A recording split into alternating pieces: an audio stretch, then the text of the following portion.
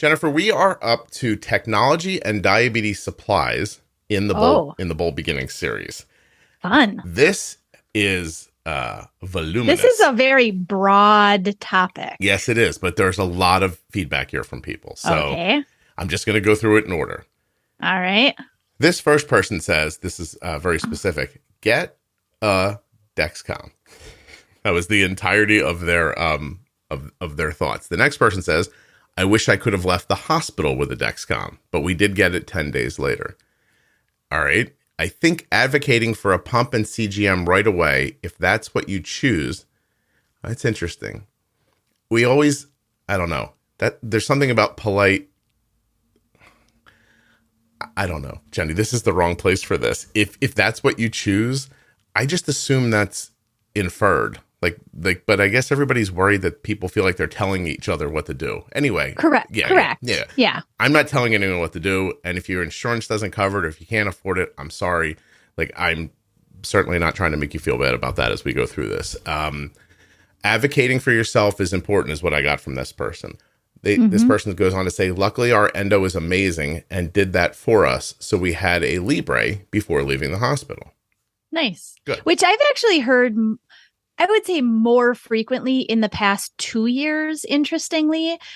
The more newly diagnosed that I've had a chance to work with, more than a handful of them have left the hospital either with a prescription for it or knowledge that they had already gotten a message that it was approved and on its way, or they left the hospital with it. Okay. Yeah. I hear the same stories. And I think it's fascinating. And I reject the old thinking that you need to live with diabetes and let it beat the crap out of you for a while before you get technology. I don't think that's accurate. I know people are like, well, what do you do if you don't have it? And I say, well, then learn it then. Then learn it then, Yeah, right? you know. I think the first comment, quite honestly, as I tell a lot of people, if you're going to choose technology, get a CGM. Yeah. I mean, literally, that's the bottom line of any technology. Sure, you're going to have a glucometer. I mean, I have not heard of anybody who has left any office without a prescription for a glucometer. But for the ups and the downs and following, and or any journaling, right, that you might do, you need a CGM of any technology out there. Yeah. Get one. No, I agree. The next statement here is, I wish they would have given me a CGM right away and not made us wait for it. Yep. I will bring up here that if your practice says things like, oh, we don't give people pumps for 6 months or a year, you're not allowed to have a CGM till some arbitrary date in the future, just please know that's an arbitrary statement. Yeah, absolutely. It is not a rule of diabetes or a rule of safety or anything like that. If you're ready for it, you can afford it. Your insurance covers it. There's no reason you can't have it right away. And please don't let a doctor's office tell you otherwise. Right. I've seen people circumvent their doctor, go to the company and say, I want this. And they send a request for a prescription back to the doctor's office, who often just signs it and sends it back, Right. So they'll tell you to your face, no, 6 months. Why 6 months? That's how we do it. Not a good answer for anything. That's how we do it is a bad answer. And then they'll just sign it when it comes through the office. And I think the unfortunate thing about that bad answer of that's just the way we do it, or we have to wait 6 months, there should be explanation behind that. To be clear, it's not just a random response. Their protocol goes a little bit deeper, especially for newly diagnosed, to make sure that there is a certain amount of insulin that actually does work better once you reach a specific amount of total daily insulin. Most often pumps of any kind, whether it's with an algorithm or just conventional kind of pump, will typically give you better results with a certain amount of insulin that you use. Yeah. So if you are in that early phase of 6 months using very, very little insulin, and the doctor's like, nope, it has to be at 6 months. Well, what if at 9 months you're using still a really tiny amount of insulin? Then it's no more appropriate than it was at 2 months in. Yes. Right. Yes. So I think there needs to be better explanation to that quote unquote 6 month rule, if there is one. And also to go into that you also shouldn't have to prove yourself to be able to get a pump. Right. If you are actually utilizing enough insulin and you're trying as hard as you can, you shouldn't have to perfect what you're doing to get the use of a pump. Mm-hmm. The use of a pump should actually help you to perfect things more. Yes. Because I said so, not a good answer. And the idea of like 6 months as an example is probably just what the average of what the doctor expects. Correct. You know, in your example, where they're probably just guarding against a honeymoon situation where you don't need very much insulin to begin with and a pump won't work for you. But it would be nice to have that explanation.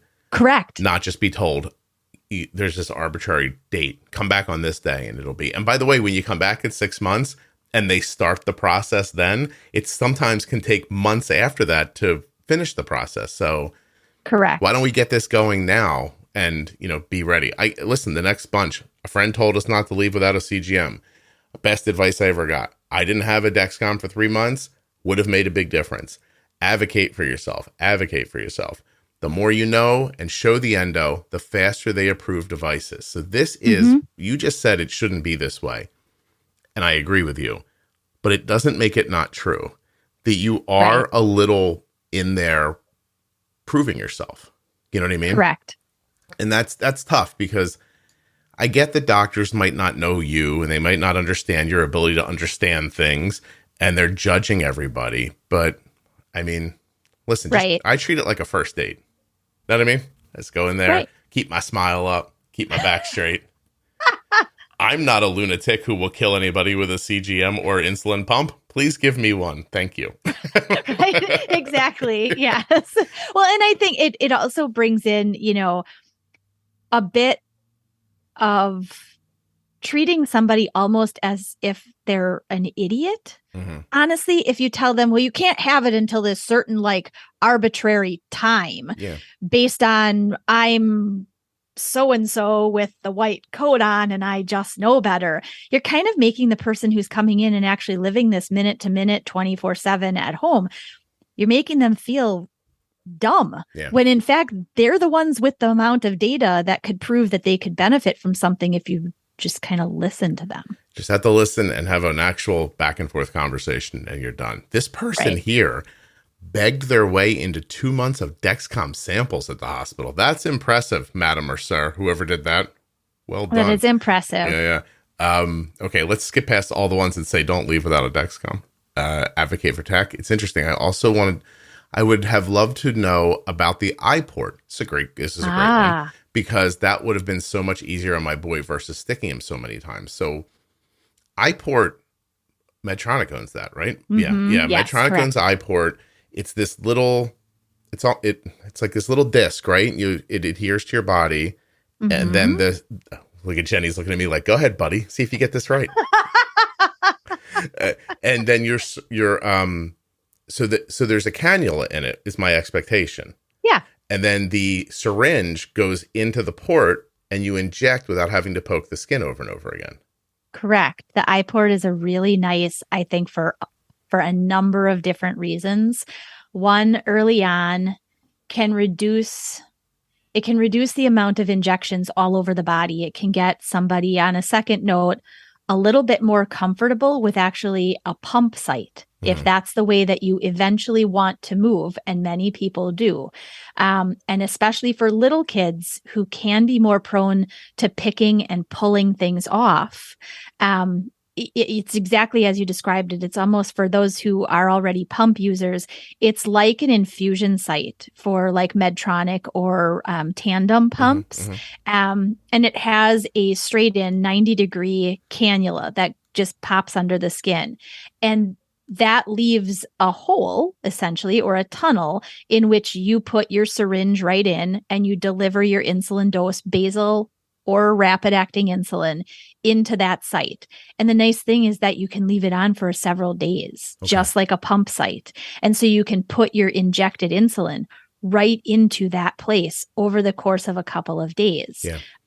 So absolutely, it's a wonderful, I think, really, really underused tool at sort of initial diagnosis. Mm-hmm. Okay. Next person. This is long. I wish we would have gotten a pump sooner. Oh gosh, then 3 years. I wish someone had put in a script for a Libre for us before they gave us a Dexcom. Okay, here you go. As a person who would prefer Libre. Mm. Those first few weeks after diagnosis were some of the scariest of my life. And a Libre, oh, I'm getting this now. A Libre would have allowed me some sleep. So I think Libre is cheaper. I think so. They're saying I could have at least, no disrespect to Libre, but I think what they're saying is if I couldn't have got a Dexcom, at least I could have gotten a Libre. It's something that I could have scanned and looked at once in a while. I was so worried that something terrible would have happened during the night and I'd never know about it since our room was on the opposite side of the house. A reminder that people have done this for years was nice, with only a glucometer. So please remind people that too. Okay, I will. Hold on a second. And sometimes lack of tech can be crippling, even though things will likely be just fine.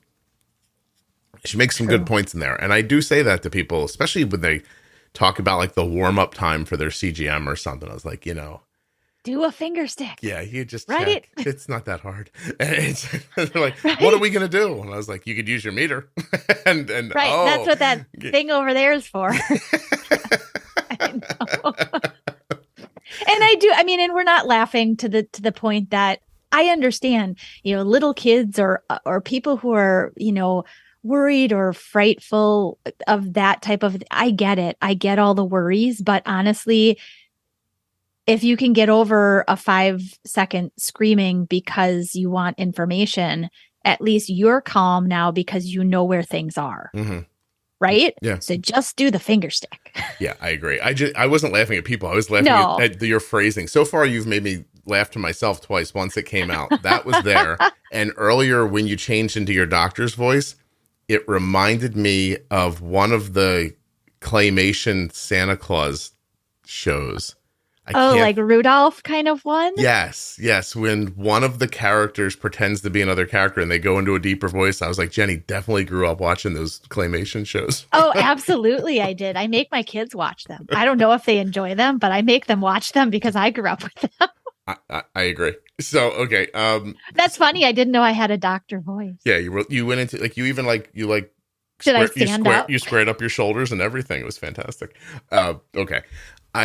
This one's I don't have a white coat on though. No, but you could, Jenny. I'd give you a degree before some of the people I've met that are doctors. Aw, thanks. This one's going to be interesting because you see the mindset of this person, but I could make the exact opposite argument. So they said, I advise people to push for a CGM, but don't be too anxious for a pump. And they do say, I'm sure opinions vary on this, but we're still MDI after 11 months, and it has taken us some time to learn how to bolus, how basal impacts, and how to monitor the ups and downs. While a pump may take a lot of the workout, I feel like learning MDI in advance is valuable, sort of like learning math by hand before using a calculator, because at some point, if you go off a pump, you'll need to know how to do MDI. Now, I don't disagree, but I don't understand. I don't know if that feels conflicting. Like, I don't disagree that it would be great to know how to manage through MDI. But if you know how to use a pump, you can reverse MDI in 2 seconds. You can reverse engineer it. You can't reverse engineer MDI to pumping. Does that make sense? Or am I wrong about that? I don't think you're wrong, but I think that you have a broader perspective on insulin than this person manipulation. I guess that's the best way to say it, because I actually am more I'm more agree with the person. I think oftentimes there are many people who get a pump before they have figured out insulin use on MDI, and there is value to it. Whether it takes you 3 weeks or 6 months to figure that out, time frame is based on what you have, I guess, done the homework to understand. Yeah. So a pump could be beneficial at any point. It doesn't have to take this long or this short of time. But I think MDI makes a good point here that if you do have to go back to MDI after being on a pump and you have knowledge of what you did for how at least your life was at the point of using MDI, then you have a base to start at. Yeah. So I think it's, again, person to person. I also think with technology and stuff today, using a conventional pump before starting out on an algorithm driven pump is very valuable. is very valuable. Yeah.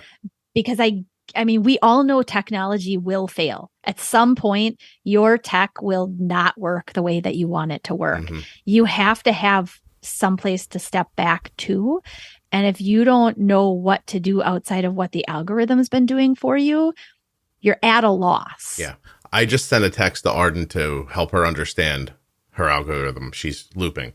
And I texted her end of your let me see how I put it. So this is me trying to teach her something. I said, old pump site algorithm needs some help from you.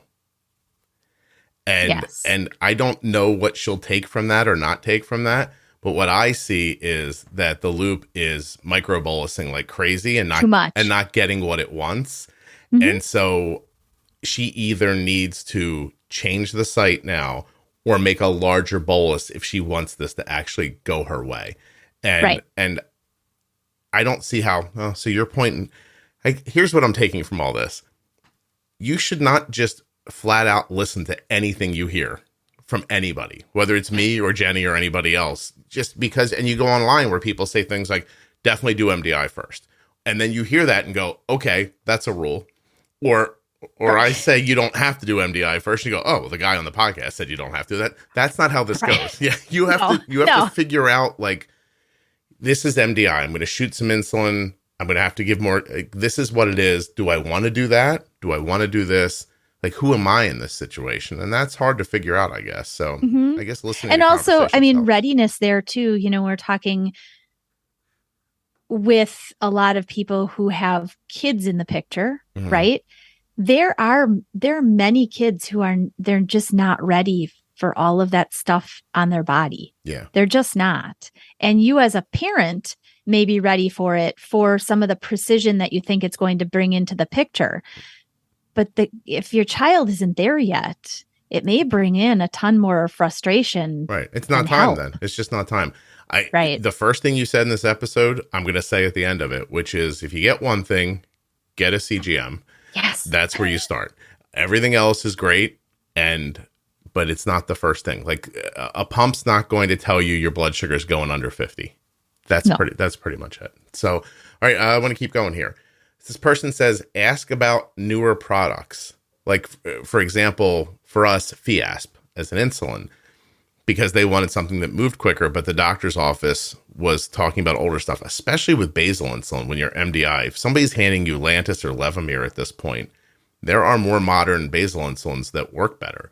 So, knowing that is helpful, especially when using that as an example, when suddenly you think every 18 hours, your blood sugar goes up for no reason.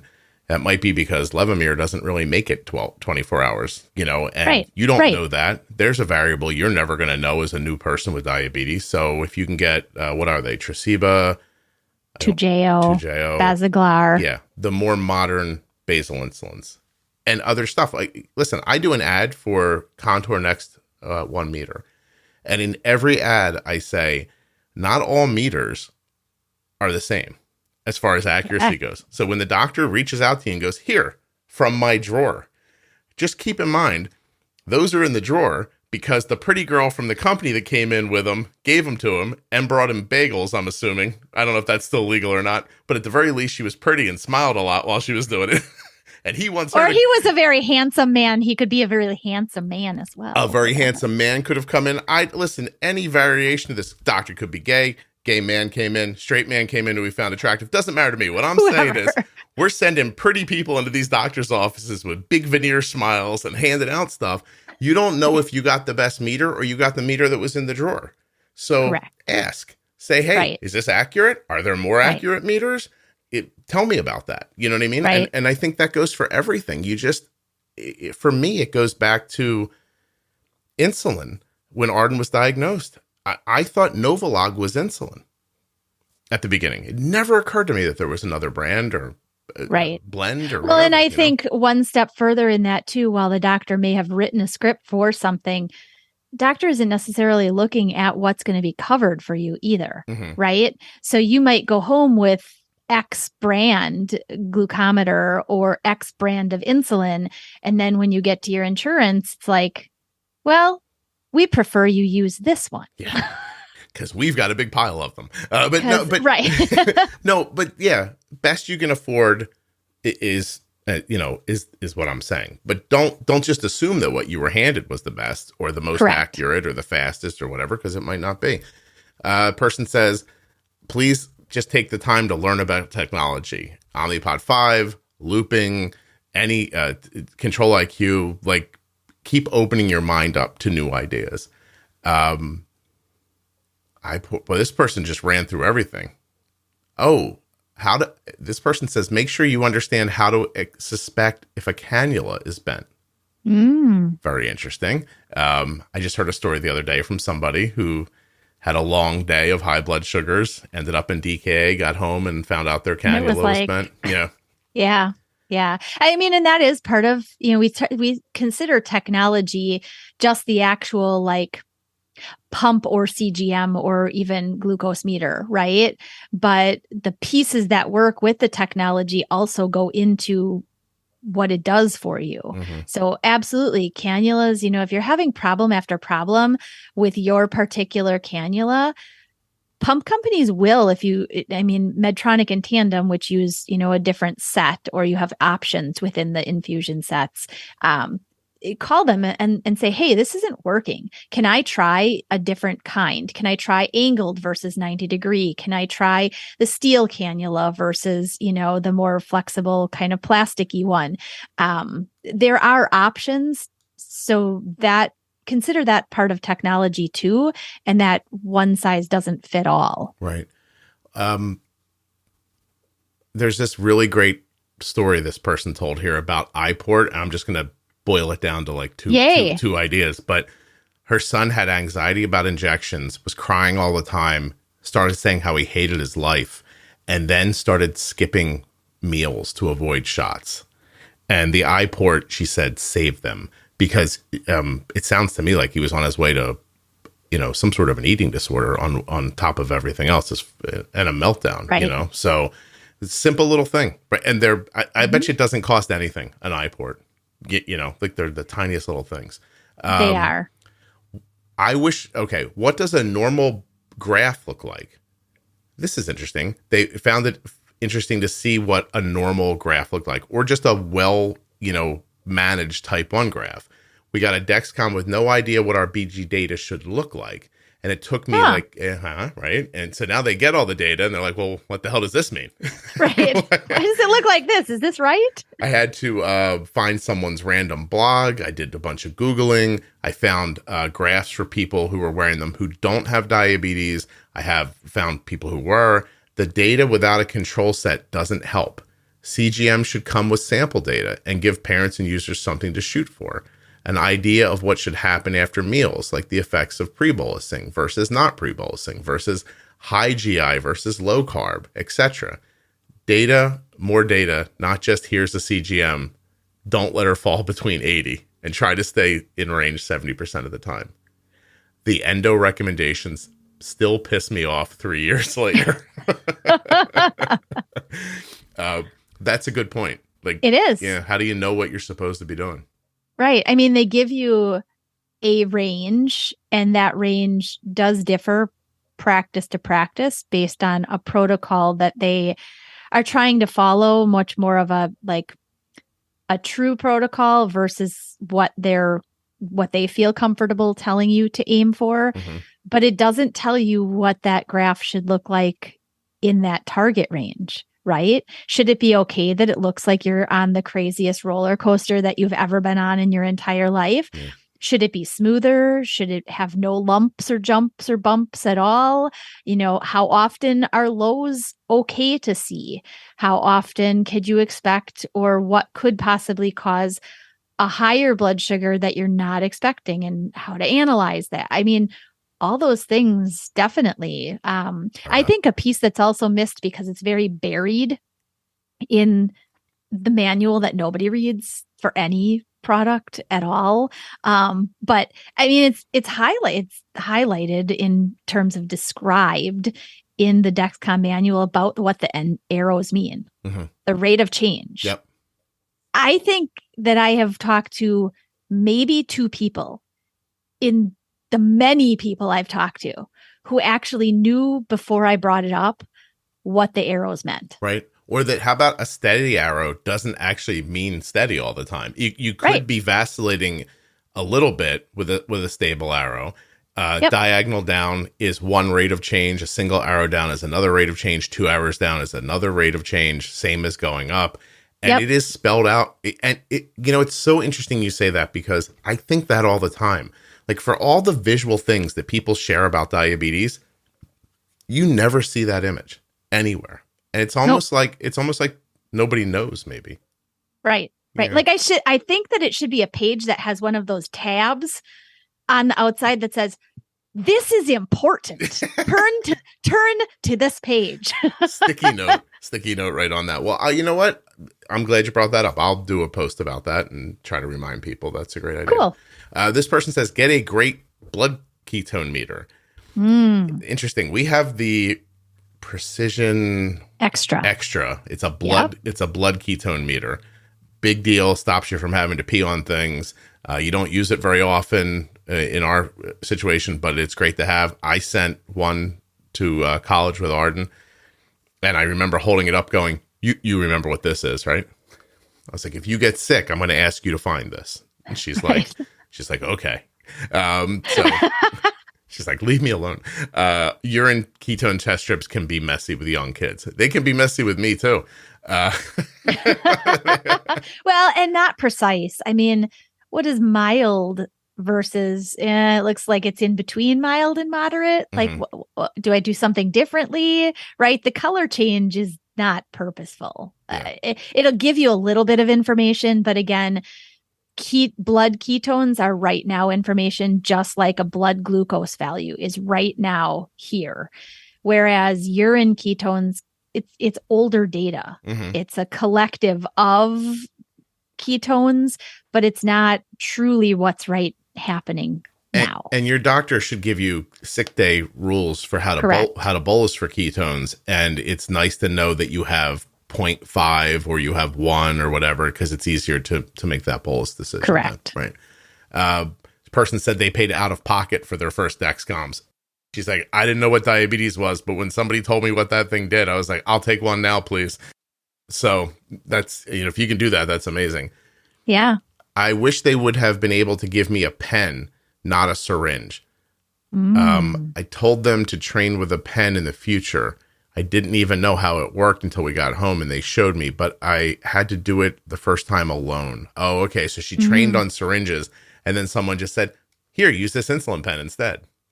And it's different. Yeah. And they didn't There's know what a to do different with it. strategy, and dosing could be wrong if you're not using it the right way. The needle caps, I mean, there's a whole slew of things about using an insulin pen. And I think in terms of this being, about technology, I wouldn't want to not mention InPen. Yeah. No, it's really something, because you get, again, I'm going to sound like an ad, but you get a lot of the functionality of pumping with the insulin pen. And I say it's like pumping without a pump. Yeah. No, it's really terrific. I do think people should check it out. I do think I think I'm contractually obligated to say from Medtronic Diabetes every time I say InPen, though. But we're not in an ad, so I'll get past it. This person said we hesitated to move from fingersticks, but got a Libre and loved it. Excellent. No, I sent my son to school 5 days after being diagnosed, and I was terrified. I called the nurse about 8 times a day to check his blood sugar. We did not have a CGM. It was the hardest thing for me personally. That's another good point. If you have a CGM that shares data, I don't know if Libre does, but Dexcom does, right? You have followers. People can see that. It's incredibly comforting. The fact that a monitor can have a variable range, a glucose monitor can have a variable range, blew my mind. And I did not see how we could trust it now. This is very common. Jenny, are you good on time, or do you have to go? I've got about 10 minutes. All right. We can get this done in 10 minutes. This happened to me. I recently told this story somewhere, but the nurse came into the room. She had this big, expensive looking meter, checked Arden's blood sugar with a meter, then gave me the freestyle, like little, Light. like, yeah, whatever Freestyle light. whatever they gave me. Like, it looked like it looked like it came out of a bubblegum machine. I always say they checked Arden's blood sugar with that, Arden's blood sugar on the meter they were sending us home with, and Arden's blood sugar on the one from the hospital that looked like it cost $10,000 were significantly different. And it paralyzed me. I was like, you're telling me to make decisions about insulin based on this thing. Isn't yours more accurate? Can't I just have this one, please? Yeah. Right? I tried. I was like, give me that one. She's like, I think it costs like 10 grand. I was like, I'll steal it. Just like, give it to me, you know? Right. That's what this person's saying. That the minute I realized these things aren't perfect, I did not know what to do. All I can tell you about that is get the most accurate stuff you can afford and never think about that again. I don't know another thing to say. Right. Well, and because even as most people who've already been using a CGM know, if you do have to calibrate it, you are calibrating off of a finger stick. Mm-hmm. You want that finger stick to be as accurate as possible. So now that you're tuning something else that's going to give you many more data points to be more accurate. Yeah. I listen, I say all the time, I don't know if people believe me or not, but the people who advertise on this show are very carefully curated by me. So I'm not hawking a Contour Next1 blood glucose meter because they knocked on my door and asked to buy an ad. Somebody else knocked on my door and asked to buy an ad. And I said, I'd rather do one for Contour. Thanks. So, you know, that just surrounding yourself with as good of data as possible is the best thing. But that part in there, the part where you like, well, this might not be right. I guess the answer, there's a lot of people living with diabetes and they're all okay, might be the thing you say here. Okay. I wish I would have known about SugarMate. Okay. Third-party apps that also give you data. That's great. The different CGM options. That's interesting. So somebody told them either Libre or Dexcom. They didn't know there was a different company. Getting the T-Slim help for my mental health because I started sleeping. Algorithms can help you sleep. That's a good thing to know. What are the different glucagon options? That's a great one, right? So right now there's old school. Are they? Oh no, they're being discontinued. As of the end of December 2022, the old school Red Lily Glucagon box will no longer be available. That's it. That's it. Yeah. And then there's Gvoke, which comes in multiple different like options, as well as the Baqsimi, which is the nasal glucagon. Okay. So right now, Gvoke and Baqsimi are the ones that are available. There's a third one coming, isn't there? Yes. I don't know. And now, of course, it's not in my brain. Can I tell you Just talked about it not too long ago in our staff meeting. Yeah, it's escaped me. Sorry. It's interesting. Here's a little back room. The only reason I know about that is because the company approached me to buy ads. Oh. And I said, I'm sorry, I already take ads from a glucagon company. That's the one we use. I apologize. Can't do that. But that's the only reason I know there's another one coming from somewhere. Yes. How to use a lancing device. Don't laugh at me, it says. First time I tried it out. First time I tried without the top and kept stabbing my finger until it bled. Oh, so they weren't clicking it. They were stabbing. Stabbing, which was the old, you never had to use it. We referred to it as the guillotine. The one that snapped over? It literally, you pulled back this like post that had a spring. You loaded in a lancet to it. And then you put your finger underneath a platform, you push the button, and the thing literally jammed into your Ooh, like pulling. That's what I used.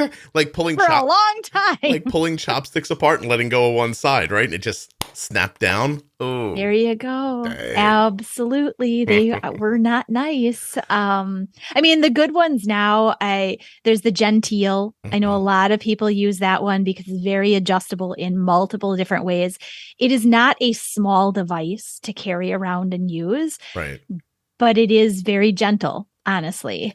The one that I really like the best, that I like baby, because I know it's still on the market because I can still get the Lancet. Can I tell you what you're going to say? Yeah. It's the multi-clicks. Yes, from the AccuCheck. multi-clicks from Yes, it's Arden's fat. just Arden's just died. We kept it going for like so many years. And we went to the Oh, fast clicks, but it's not the same. AccuCheck, if you're it's listening, what are you doing? right. Oh my Yes, God.